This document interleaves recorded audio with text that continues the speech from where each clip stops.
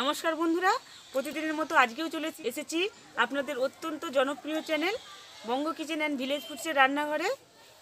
নতুন বন্ধুদের স্বাগত জানিয়ে এবং পুরনো বন্ধুদের আমার পাশে থাকার জন্য ধন্যবাদ জানিয়ে শুরু করলাম আজকের রেসিপিটা। আজ আমি আপনাদের করে দেখাবো মূলো শাকের পকোড়া। এই পকোড়ার রেসিপিটা বানাতে হলে একদম প্রথম থেকে শেষ পর্যন্ত সম্পূর্ণ ভিডিওটা দেখুন। আমি কোন জায়গায় কোন উপকরণটা দিলাম, নাহলে আপনারা বুঝতে পারবেন না। আপনারা হয়তো চিকেন পকোড়া বা ভেজ পকোড়া, ফিশ পকোড়া ও বিভিন্ন রকমের পকোড়া খেয়েছেন, কিন্তু মূলো শাকের পকোড়াটা একদম ভিন্ন স্বাদের। আর আপনারা একদম প্রথম থেকে শেষ পর্যন্ত ভিডিওটা দেখতে থাকুন, মিস করবেন না যেন। রেসিপিটার জন্য মূলো শাকটা আমি কেটে নেব।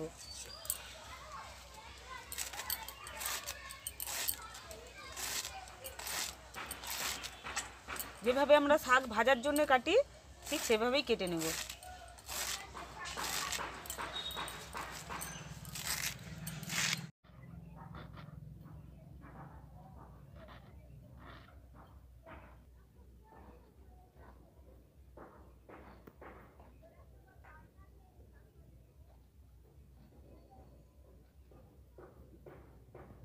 শাকটা আমি একটু বড় বড় সাইজ করে কেটেছি। এবার এটাকে আমি ধুয়ে নেব। শাকটা ভালো করে ধুয়ে জলটা ঝরিয়ে নিয়েছি। রসুনটাও আমি কুচিয়ে নেব। পেঁয়াজটা কুচিয়ে নিয়েছি, এবার রসুনটাও কুচিয়ে নেব ছোট্ট ছোট করে। দেখুন এইরকম সাইজ করে কুচিয়ে নিয়েছি রসুনটা। এবার আমি ধনে পাতাটা কেটে নেব। ধনে পাতাটাকে ভালো করে জল দিয়ে ধুয়ে নিলাম।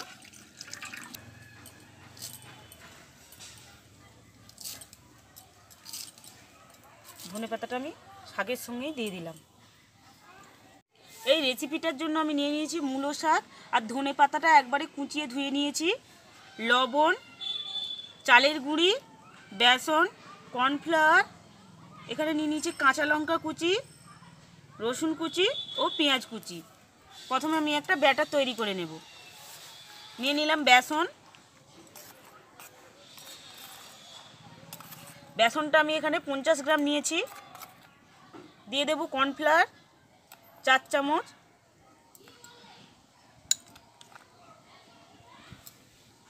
চালের গুঁড়ি 2 চামচ, আমি 1 চামচ দিয়ে দিয়েছি আর 1 চামচ দিলাম। এবার দিয়ে দেব সামান্য পরিমাণ হলুদ গুঁড়ো।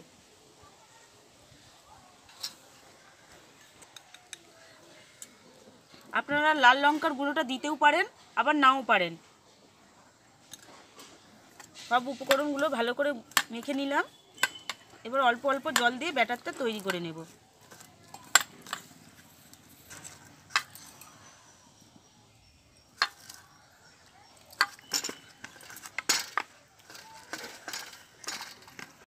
দেখুন ব্যাটারটা আমি শক্ত করে মেখেছি, এবার ফেটিয়ে নেব।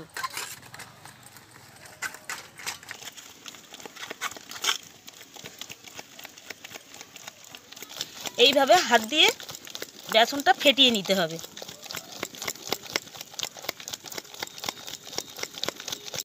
বেসনটা আমি 5 মিনিট ধরে ফেটিয়ে নিয়েছি। এবার দিয়ে দেব পরিমাণ মতো লবণ, লঙ্কার কুচি,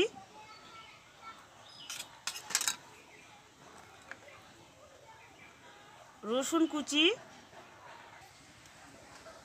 পেঁয়াজ কুচি, কেটে রাখা শাক,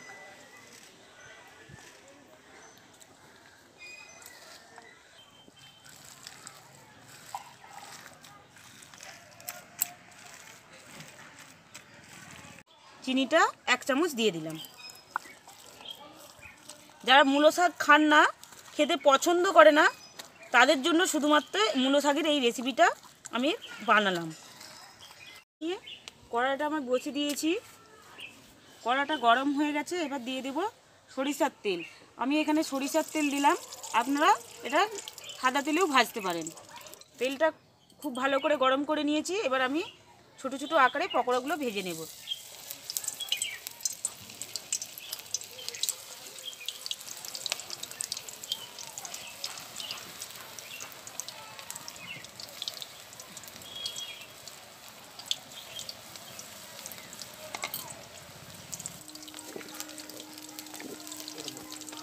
দেখুন পকোড়াগুলো লাল হয়ে এসেছে, এবার আমি উল্টে নেব।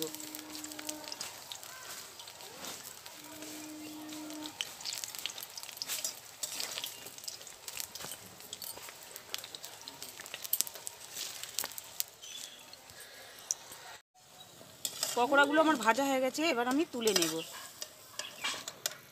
তবেই আমি সব পকোড়াগুলো ভেজে নেব।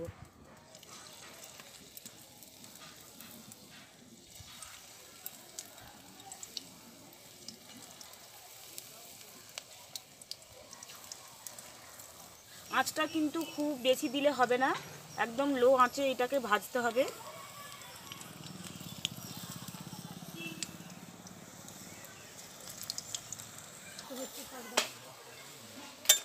দেখুন পকোড়াগুলো কীরকম আমি লাল লাল করে ভেজেছি। দেখতে হয়তো একটু খারাপ লাগছে শাক আছে বলে, কিন্তু টেস্টটা একদম অসাধারণ।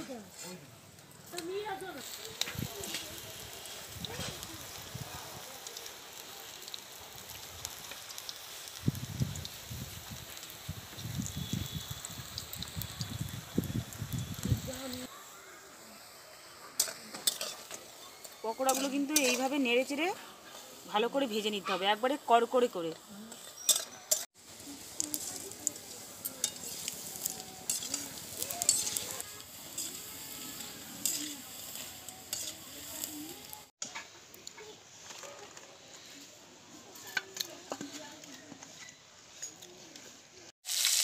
রেসিপিটা আমার হয়ে গেছে। ধন্যবাদ আপনাদের সকলকে মূল্যবান সময় আমাকে দেওয়ার জন্য। এরকমই সব হারিয়ে যাওয়া নিত্য নতুন গ্রাম্য রেসিপিগুলো পাওয়ার জন্য আমার চ্যানেলটি সাবস্ক্রাইব করুন, পাশে থাকা বেল আইকনটি ক্লিক করে অল লেখাটি সিলেক্ট করুন। ভিডিওটা ভালো লাগলে এবং ভিডিও দিতে উৎসাহ বাড়ানোর জন্য একটা লাইক করুন। বন্ধুবান্ধবদের সাথে এটা শেয়ার করুন ও কমেন্ট করে জানান যে পকোড়াগুলো আমার দেখতে কেমন হয়েছে বা খেতে কেমন হয়েছে। দেখা হচ্ছে অন্য কোনো ভিডিওর সাথে। আপাতত সুস্থ থাকুন, সুরক্ষিত থাকুন, ভালো থাকুন এবং সর্বদা আমার পাশে থাকুন। এবার আমি দেখে নিই পকোড়াগুলো কেমন হয়েছে।